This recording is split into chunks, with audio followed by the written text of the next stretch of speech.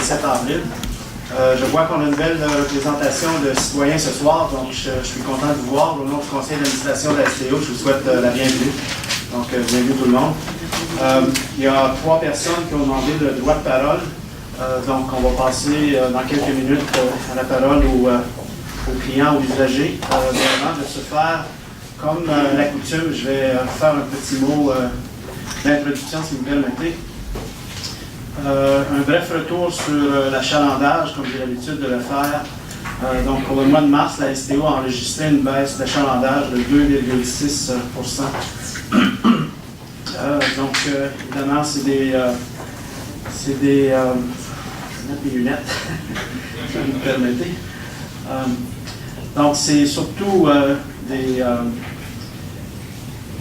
revenus de passagers qui ont été perdus là, pendant les 3 jours de grève complète, qui ont occasionné des pertes de revenus à la hauteur d'environ 170 000 pour la STO. C'est surtout les gens qui utilisent des billets du comptant, évidemment, là, parce que les gens qui avaient déjà leur passe mensuelle, la passe était déjà payée. Donc,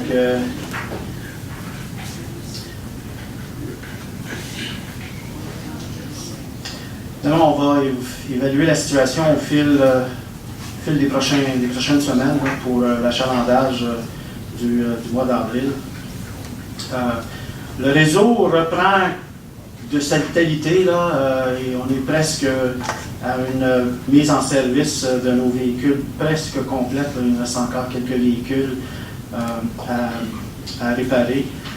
Donc on annule de moins en moins de voyages et on se rapproche de plus en plus du nombre d'annulations, qui est un nombre normal dans des opérations de transport en commun, là, qui est en moyenne, disons, une quinzaine d'annulations. On se rapproche de ce chiffre-là. Vous avez vu qu'on a annoncé récemment le maintien du rabais tarifaire de 25% sur les abonnements et le porte-monnaie électronique pour le mois de mai. Donc ça, c'est un geste, évidemment, nous, on veut remercier notre clientèle de leur patience, de leur fidélité. Donc c'est une décision du conseil d'administration pour reconnaître la compréhension que vous avez eue à notre égard durant les périodes d'activité de grève.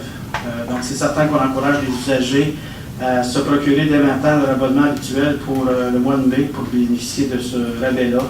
Et la tarification normale reviendra en effet en vigueur, c'est-à-dire le 1er juin 2017.